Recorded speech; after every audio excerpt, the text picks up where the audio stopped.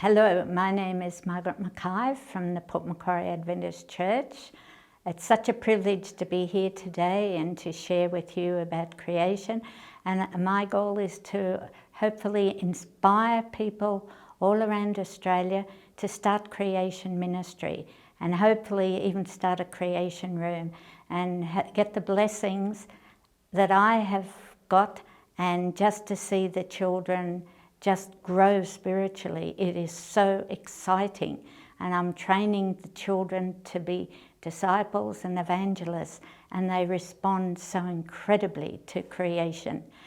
And my background is I was not an Adventist. I was brought up in a country town, Bringra. We were Presbyterians, and the Bible was a really beautiful story, and it happened so long ago, but it wasn't relevant to today, and that's just how it was. And I went off to teachers college and I found church boring, and then I went out teaching down the Riverina, and my life spiraled out of control, and that's when I remembered God. And I went back searching, and I had two beautiful boys. My parents had moved to Port, so I came to Port Macquarie and I went to a mission. But I realised it was an Adventist mission. It wasn't for me, but I realised the Bible was true then. And so I started searching, and my next part of the journey was 10 years in a Pentecostal church. And I learnt to lean on God, and it was very exciting. But then one day God spoke to me and said, "What are you doing there?" And then another mission came up, and I went to this second Adventist mission, and I couldn't believe it. On the first day, I saw the first creation video ever shown in Port Macquarie, The World That Perished.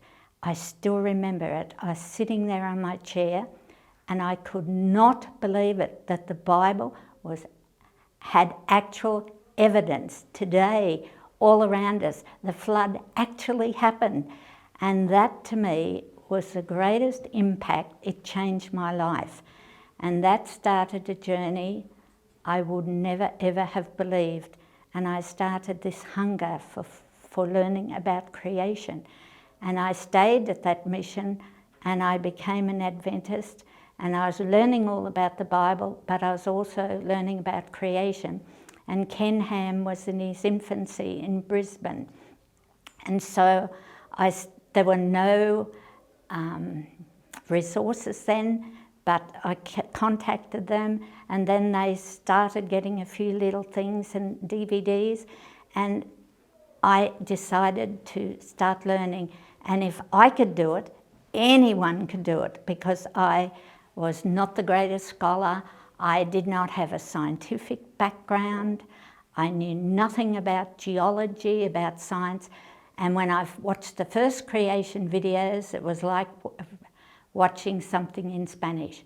I didn't have a clue. It all went over my head, but I was determined it wasn't going to beat me. I would watch them over and over and over until I understood it. But it was exciting. It was just like God had lifted me off the world out into space, and I looked down at the world and I could see the big picture, and it all made sense. And then I realised why the world was in such a mess, why there was sin and death, why Jesus came to this earth, and suddenly it all made sense. Yet I'd been going to church all those years and nothing had fallen into place. And so I was studying archaeology and studying the Bible with the pastor, Seventh-day Adventist pastor, and I was also doing creation. And then I went on, and they started a bus, so I wanted the bus, a creation bus, to come to Port Macquarie, and they didn't. And so I was so devastated. I rang them, and they said, "You do it." And how could I organise a bus? All I could organise was my family and my school. I had never organised a function in my life, and I didn't know how people did it. So they said they'd train me, so they sent these instructions how to do an evangelistic outreach meeting. And they said, "You have to follow it word by word. So I nearly wore the shoelace, the leather off my shoes. I did everything they told me, plus teaching school, plus running a household. And I organised this meeting. No one would help me because it wasn't Adventist. So in the end of the night, I went to all the media, and when the bus came, all these people started flooding into the high school, and all the media came, the newspaper and the television and the radio, and the people said to me from Creation, "How on earth did you do it?" And I said, "I followed your instructions." And it worked. Obviously, people don't follow instructions. And so that really set a passion. And that's when I connected with people, the media all over town. And things were going great, but unfortunately my oldest son was on drugs and they got worse, and then he died. But I knew all the media in the town, and so because I knew them and all the main people in town because of Creation, they came on board to help me fight the drugs. And Four Corners filmed his funeral, and I had already organised, it was the year I was leaving, to go to Asian Aid to India to help with teaching, because that was my passion, teaching young children. And suddenly I asked God, what should I do? And suddenly all the doors were closed for going to India, Asian Aid, and these doors were open for me to do drug work. But how could I do it? I had never spoken in front of a crowd. I didn't know how to do it. And the next thing, I was down at Sydney at a big conference, happened to sit next to the world expert from Sweden. All these things just happened. And the next thing, I was given a plane ticket to Sweden, and I said, when I was coming home, I saw their brilliant programs, and I will get $1 million and start a farm. As if. And I came back to Australia and I prayed, and I had lots of media, and I had 4 days left to get $1 million, and of course that was impossible. And 3 hours before the meeting, a total stranger rang up and asked how much I needed, and I said probably $1 million. And I had prayed that someone who would give me $1 million who were touched by David's story. And this total stranger said, "I'll give you the $1 million." And I said, "What? Why?" And he said, "My heart was touched with David's story." So that was the first time I saw this incredible working of God. And then I worked for 7 years working in Europe, travelling Europe, studying, and then going all over Australia. And I preached in so many churches, especially Assemblies of God, and talked to thousands of kids and all over. And God just gave me the words. And after 7 years, I was 7th in the world in an international competition in the UN. And I would have come first, but I didn't do something correctly. How would I know how to do it? And they said to do it the following year, but I had burnt out by then. And 7 was God's number, and I was happy. So I stayed home and rested and grieved. And Justin Lawman said, "Margaret, you're trying to rescue people at the bottom of the cliff. Go to the top." So I prayed about it and said, "God, what do you want me to do?" And next thing, God put it on my heart to continue the creation. So I saved up some money and went to Ken Ham's museum that hadn't long been opened. And when I went there, I got red carpet treatment. It was unbelievable. And he rang me, he wasn't there, and he rang me and he said, when I came home, "You should have told me and I would have given you a grand tour." And I said, "Why? I'm the one important." But it was because I came from Australia. And he sent me a huge big box of resources. And every year he used to send me a great big box of resources so I could really start teaching. And I had to learn first. And then a friend that I'd met through the drug work, he asked me to teach creation at this small heritage Christian school. And I thought, oh, I really haven't taught kids creation. I didn't have a lot of resources to start with when I started that. And he kept pestering me, so I decided to go. And that's when we learnt together, the kids and I. And the kids loved it. All I had was a few pictures. I didn't have any videos, anything. And as the years went by, I'd go there every week, and I had more classes and more classes. And in the end, I was having every class from second class through to sixth class for 45 minutes a week. I didn't know who, most of the children, I didn't know who they were. I didn't know a lot of the background of the teachers. Some of them were pastors that had planted churches, and I'd go off every week. And that's when I learnt the really importance of creation. I had one little boy who was 10, and he would sit there and he would just listen, and he could answer every question. And one day he brought me a special rock, and he didn't show it till late, so the teacher said, take it outside and show it to Mrs. Mackay. And I said to him, what church do you belong to? They're so lucky to have you, you know the Bible so well. And he said, my family are atheists. And I said, what? How come you know so much? He said, I've listened to every word you've said since you've been coming to our school. And he said, I've become a Christian because of creation, and I've taught my little sister to become a Christian, and next year you'll have her in your class. And I said, what do your parents think about it? He said, they won't let me watch the DVDs you show me, but I just listen to you. And that was only one. And I had one little girl that she was killed going home. This is when I was teaching. I first started teaching it at our school before, when I first started learning creation at the school I was teaching in. And one little girl, her parents were avid atheists, and I started talking about the Bible. I used to do the Bible every day, and what I did, I bought a Bible, my kid's Bible, and I would get one page ahead of the kids.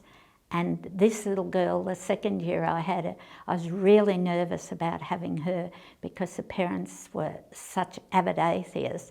I was reading the Bible every day in a public school, and I knew I wasn't allowed to. And then I started doing the creation. And the second year I had her, they asked her to repeat. She would put the Bible on my lap. And then the next year, she went into second class, and I had kinder, and I fell off a ladder and broke my arm, and I stayed there all day. My arm was very sore, and every day her mother used to collect her, but that day she didn't collect her and let the children walk home. And Melissa had a hearing aid, and she wanted to tell her mother first about me falling off the ladder. And so she turned the hearing aid off because it was playing up. She ran across the road and she was hit by a car. And the next morning I went up to the hospital because my arm was aching, and I found out it was her, and I heard this blood-curdling scream, and the mother had to turn the machine off. And they said Melissa knew Jesus. She was such a solid Christian, and the parents became Christians because of Melissa's death. And now in town there's some of the most solid Adventist Christians in town. And so I knew, even for Melissa, it was worth it, teaching the Bible and creation. And then there were so many other stories, and when I'd go into the class, the first thing I'd do when I had a new class, I'd do a little questionnaire, and I'd say, no names, I don't know who you are, I don't know what your writing's like, spread out, I want you to tell the absolute truth, and I'm going to the answers to these questions. And because I need to know for teaching, so I'd ask them questions like, do you believe in God? Do you go to church? How old do you think the earth is? When do you think dinosaurs died out? How do you think dinosaurs died? And various questions like that. And then I'd take it home and read the answers and know what their background was. And at the end of the year, I would do the exact same test. And I would find out every year, I'd say, please, tell the truth. The children identified as Christians by the end of the year, every single one. One wrote, sort of, he thought. And another question I would write to the older kids was, if your parents don't go to church, when you leave home, do you think you will? And nearly all the children put yes. And so I knew it was having an impact. And they all, usually at the beginning of the year, it was millions of years. By the end of the year, they all knew 6,000 years. So teaching school is the best way to learn it all because they're a captive audience. They can't escape. They're in the room. The teacher's sitting there. They have to listen. But the only ones who didn't listen over those 14 years I was teaching were the ones who had a serious ism. Like there's kids with problems, autism or something.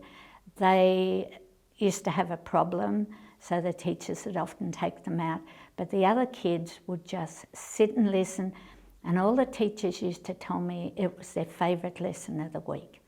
It was so different. They loved it. We treated so many subjects. And they were my guinea pigs because by that time I was starting to get resources from all over the world and DVDs, and I would trial them on these kids, and I'd always take a few DVDs in my bag in case I lost them. You could tell when you'd lost them when they started to wriggle, and I would quickly stop it, and then I'd give them a personal testimony, and that would always engage them.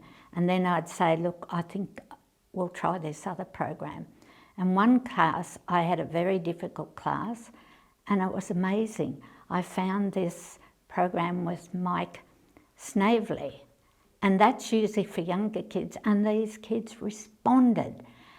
And it was just beautiful watch. And then I did that for 14 years, and one day I came back after lunch. I'd gone home for lunch, and there were two high school girls sitting in the gutter waiting for me. And one I knew, the other one was a new child, and I said, what are you doing? And they came up to the car, and the one I knew said, Mrs. Mackay. She introduced me to her friend, and she said, this is my friend. She's not a Christian, and she wants to become a Christian. So could you please make up a creation package for us so she can become a Christian? And that blew me away because the kids recognised that creation brought them into Christianity. And the thing that really got me over the years, every class I ever had, I'd ask the same question, especially coming up towards Easter. Why did Jesus have to die on the cross? And in all those years, and those hundreds of kids, only one child ever answered it correctly. They would all give me answers to save us from some sins, all of these, and I'd say, yes, yes, yes. But why? Why did he have to die? Why? And they would never go back to the beginning in the Garden of Eden. And so kids just do not know. They have all these fancy things. They'd say, save us from some sins and all this. So I'd go back to the bottom. And when I was there for about 12 years, and then a new principal came, and I thought, it could be different. So she mustn't have believed in creation or mustn't have realised the importance. So instead of going every single day, every single week, so 10 weeks a term, I could only go once a term on a Friday afternoon or an afternoon session. And usually near the end of the term, and you can imagine a school, Friday afternoon, near the end of the term, trying to control them. But it was amazing. The kids were perfect. I would organise a program, and I remember this new teacher, she couldn't believe it. I had them all afternoon, I'd give them a short break, Friday afternoon near the end of the term. They were perfect. They would hang on to every word. And when we went down the staff room, she said to this other one, do you know, Margaret came in and there wasn't a sound. They were perfect for her. And this lady who'd been working in the classrooms a couple of years before in the third class when I had them, she said, when Margaret comes in the door to teach creation, it's like God walks in the door and the kids are suddenly hushed. And she said, it's the material she brings. It's absolutely amazing. And she said, the kids just are like angels. They sit and listen. She said, I've seen her work for 2 years, and it was the material. And the kids just absolutely love it. And I had a little 8-year-old, and I used to tell them, now, a little bit of knowledge is dangerous. Do not go smartly trying to convert people. You have to learn this to understand it. And I'd go over why the earth is only young and they're easy, and I'd go over the points and tell them. And I said, if you ever talk to people, be very, very polite. So the mother came to tell me one day, she said, my daughter, they lived at Kendall, and she's in the Girl Guides. And so the Girl Guides went to the observatory. And so this elderly man was rattling on about millions and billions of years and all this, and this child couldn't stand it any longer and put up her hand, and she said, I was very polite, and she said, excuse me, sir, that is not correct. The earth is not billions of years old. God made it 6,000 years ago. Well, this man nearly choked, and he started to debate with her. And that was the worst thing he could do, because she pulled out the big guns. And she politely got her fingers up and told her all the reasons why the earth was young. And the room was full, and there was deadly silence. I was so proud of her. But I used to train the children. I said, the teachers don't know this, and they'd tell the kids that was right. Your pastors, if you go to church, won't know this. Your parents, it's all new information. It's new to me. I'm learning, and it's up to you to learn it, and you have to go out and spread this word. You have to tell, because no one else is going to do it. And I said, I don't know another school in Australia that's allowed to have a teacher come in and teach 45 minutes of creation to every class every week. And they were very blessed, but I'm unable to go there now because of the COVID, and I'd imagine it would be finished because I'm getting too old and they're scared of old people going in. So, but the thing I really found is if you teach children something once, they usually don't remember. You have to go over and over and over and repeat it and give it in different ways and say to them, look, you mightn't understand it. Just put it in your brain. And I'd teach them the brain was the best computer. Now we've got to take a photo of it first. And we would pretend, and they'd all sit still. Now we'll take a photo of that. If I had a book or a video, I'd stop it. We'd take a photo of it, put it in your brain, store it in there, and you're listening, and one day, suddenly, the scales will fall off your eyes and you will understand it. There's a difference between knowing and understanding. And I said, I don't understand a lot of things. I just learn it, and suddenly I understand it. So we're learning together. So that time at that school was the best part of my week. I used to get up and I'd look forward to it. It was a lot of work. I was by far the oldest teacher at the school, and when I was only allowed to come for once a term, when I'd come into the playground, the kids would yell out, Mrs. Mackay, why haven't you been at school? Why don't you come anymore? Why aren't you there? Why? And I'd say, oh, look, things have changed. And those people, as they've grown up, if I'm down the street or see them, they'll stop me in the street and they'll say, we never forget what you taught us. about creation. It gives them a solid foundation. And you understand the Bible. If you get a book and you start it halfway through, you don't understand it. You've got to go back to the foundation. And my little grandson, I'm using the First Adventist creation book. And so during COVID shutdown, I was homeschooling him, and we did his reading for the book, from the book, and we'd do his science from the book. I did so much, and he referred to it his Jesus book, because I kept saying, Jesus did this, and this is what Jesus made, and Jesus did this all the time. You keep saying, Jesus did this, Jesus created this, Jesus made it, and it gets it into their head that it didn't evolve. And you start with them as young as possible. You start teaching them Bible accounts. If it's a Bible story, stories mean different things these days. And you have to go over and over and be excited about it. So now that we're getting to the end of world's history with my little grandson, I make sure every birthday and Christmas present is something to do with creation. I've got him a whole lot of canine kind animals. He loves dogs and cats. I've got him all the feline, each one, so he can set them out from the Garden of Eden and from the Ark, all the different branches of the feline kind, and teach him kinds. And there's all sorts of things. It's not boring.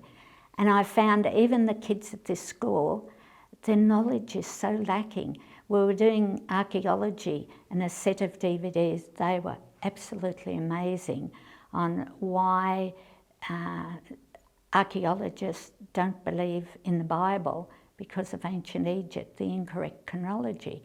And so I was waiting for the next ones. They hadn't come. So I decided to show them the story of Moses, a Time Life one. And I couldn't believe how interested they were, because years ago, when we were, about 30 years ago, every Easter and Christmas, they had beautiful Bible stories on the TV. Kids don't see those now. They didn't even know. And the teacher, who was a pastor, said to me, Margaret, was Aaron's Moses' brother? I said, yes. And he would pause during the program and say, Mrs. Mackay, can you tell the children about this, where we're up to? And those children absolutely loved the story of Moses. And see, creation covers everything. People think it's the first few pages of the Bible. No, it's not. Every subject virtually you can mention, we include in creation. And you know, the first 11 pages of the Bible cover the most important, all our doctrines: creation, corruption, catastrophe, confusion. 11 pages, and most people have never read it. And so I'm urging you, please start teaching your children young where their brains are flexible, because they're pounded.